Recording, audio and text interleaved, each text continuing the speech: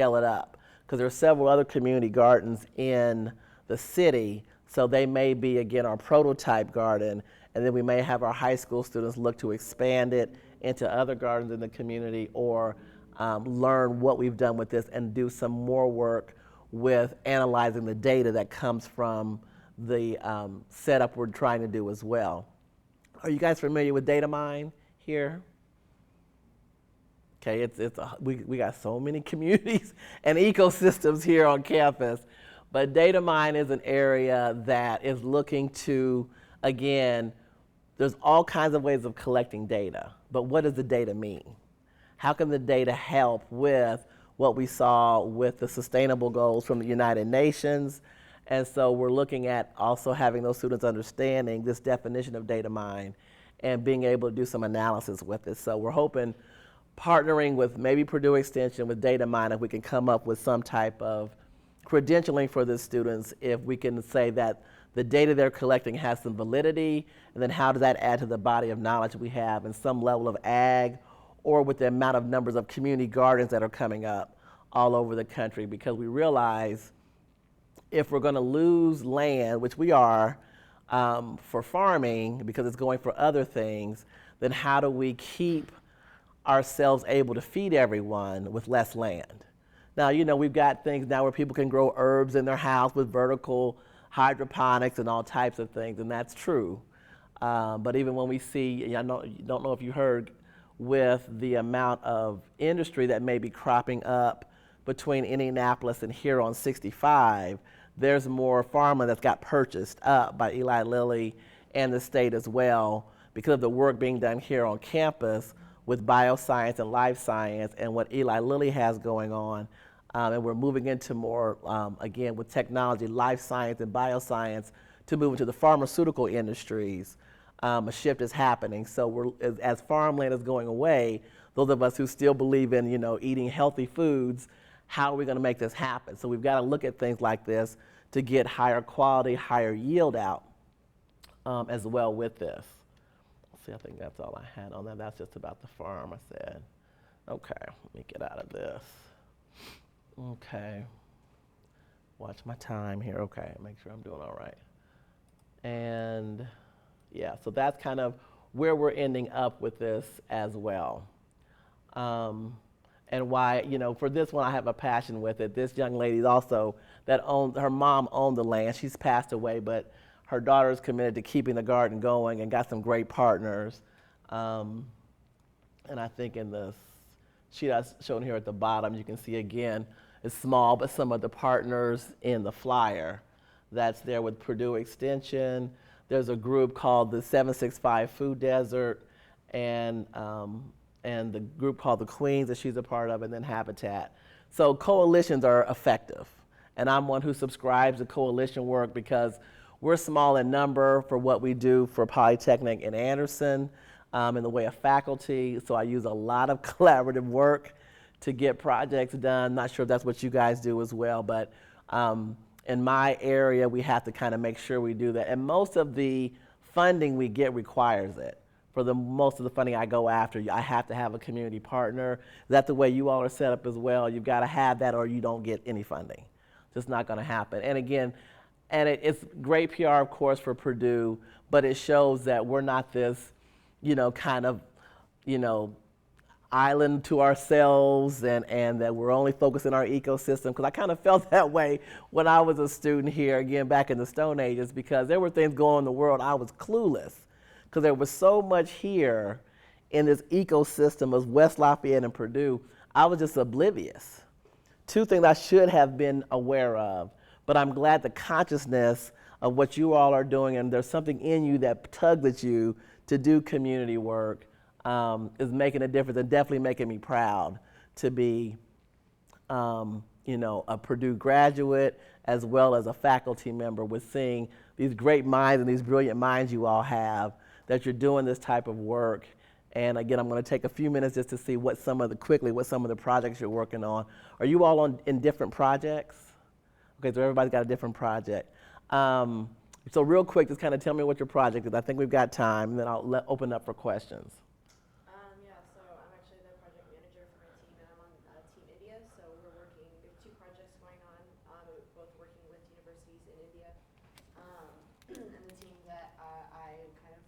one of the projects is a bullet driven tractor, so they're actually working on an already existing design, so they're kind of working to improve it based on feedback from their partners. And then the team that I work with is a mobile science lab, so we're working with the university to develop a lab that can take experiments to schools in the community that we're working with. Okay. So developing experiments and all that stuff. Okay, so based out of India. Yeah. That's great, great. How about yourself? I'm on the car team, so we're partnered with Ford Wilson Race of Champions, Mm-hmm. and we build accessible soapbox derby cars so that kids with disabilities can have a steering override system in case they're about to crash.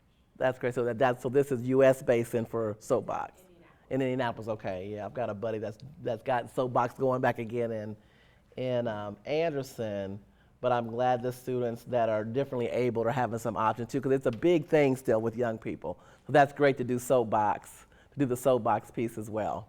Now you guys are gonna have to go through the mic, because otherwise I'll have to repeat what you're saying. So with that, real quick, what you got? Sorry about that, but I'm intrigued. I just can't help myself. Just make sure that it's recorded. I'm in the WEAP outreach program, so we work with middle school and elementary level students and just get them inspired to look into engineering as a possible major and career in the future. Okay, is that just for Lafayette or for anywhere? So this year specifically, we're going to a middle school. We're going to the West Lafayette Intermediate School, and then the elementary team is going to an elementary school. Mm-hmm. But in years past, I did the I2R with EPICS, which any student in the age range could come from anywhere, and we had people come from Illinois and other Well, that's states. good. Okay, great. Okay, go ahead and pass that around. Now you can make sure that's switched on and switched Oh. in the front, the green light. Okay, thank you. So I'm the project manager for the Speedway team. We're based in Indianapolis. We work with the Indianapolis Motor Speedway Museum, and we're developing basically interactive exhibits for them to teach the student groups that come about STEM careers in racing and in the automotive industry. Good, big one. I just went to a Pacers game and it was all about rev up, so it is definitely a hallmark of Central Indiana with racing. I'm on the Global Active Problem Solving team. We have two projects. One, we're working with a university in Columbia to provide educational demonstrations for students at a grade school in Columbia. And then the other project is working with an indigenous group in Brazil to improve the features of their film center, because they make films that show their cultural practices. That's impressive. Our new dean at Polytechnic's from Columbia, so I may have to let him know what you guys are doing. You may hear from him to see what you guys are doing. That's impressive. Thank you. You guys got some impressive projects. Very impressive.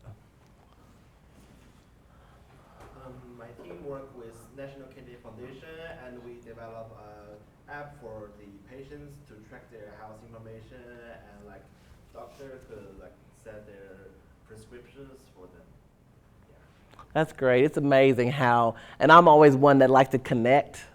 And I just got an email, but I got put on a text messaging group with a friend of mine who just told us yesterday, matter of fact, just yesterday, that her kidneys are failing, so she started dialysis this week, and is in need of a kidney donor, because normally it takes about 4 years to get a kidney. And so, it's just amazing how there's so much connection already with just hearing, what you guys are working on. Thank you.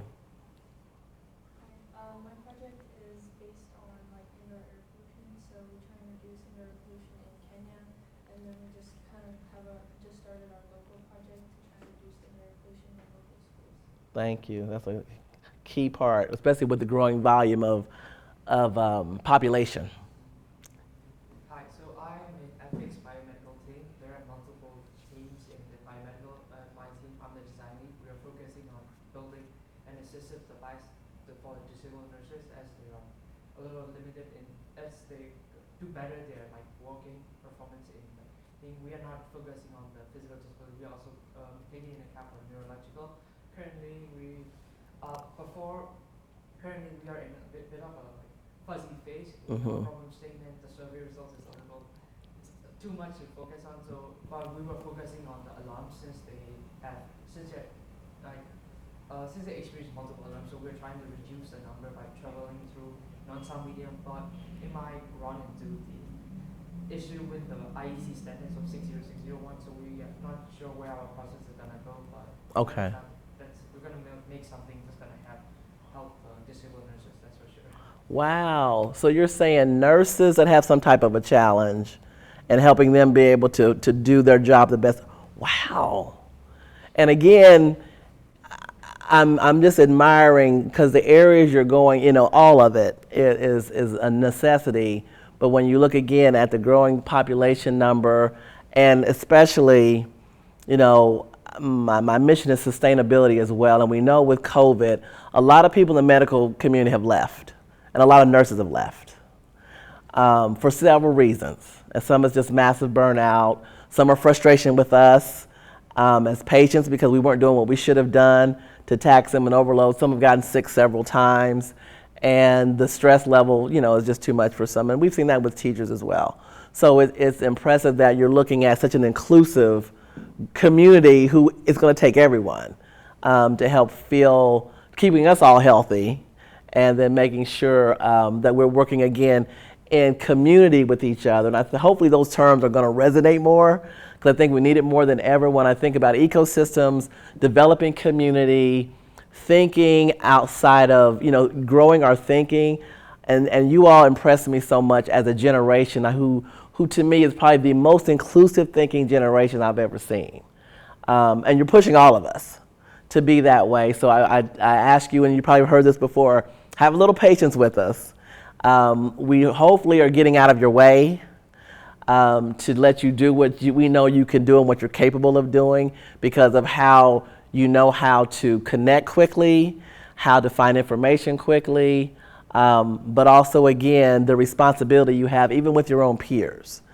Because, again, if you're one out of 100 that have this education you're getting now, and the only ones, you know, I'm seeing laptops here already, the only ones with it, and we take this for granted. You know, you guys have your computers, and we've all got it on our phones too, and it's just not common. For us, it's common, but for some of the work you all are doing and what you're learning, it's just not, to me, equitable across the world where it could be. So we're going to figure out how do we get this to the masses in a way that, yes, is profitable for someone to manufacture, but also connecting us more, because there are brilliant people everywhere. But if they're not given the right tools, then we all miss out, and we all lose out from all that brilliance just because they didn't have the tools based on where they were born, you know, geographically. So with that, I do appreciate coming here, learning from you all, and very intrigued to see where these projects are going. A lot of it's going to be able to be scaled up from a lot of what I'm hearing, even what you're doing with the Indy racing, that's racing all over. You know, when you talk about Formula One and all kinds of other stuff going on, it can definitely scale up globally with everything you all are doing. So again, I thank you for your time. And do you have any questions of me? I think I gave you a little bit about my background, but pretty much I did. Co-op student, industrial engineering, lived in New York. When I worked for General Motors, I did travel a lot back then, and I was at kind of the tail end of the heydays of GM, because we had a plane that even flew into Anderson Airport, as small as it may be, but there was so much business going on. We had a plane that could fly from, I think it was Anderson to Kokomo to Detroit, and I would jump on like it was no big deal. And like I said, I was at the tail end of all that heyday when it was just the big three. And so when things started changing, I said, well, I better start looking at some other options too. And there was a lot of consolidation going on in the component divisions, but it's a lot that I learned as well along the way. And then I worked again in Anderson, but I did a time when I graduated down in Albany, Georgia. They had a generator plant there that made small duty generators for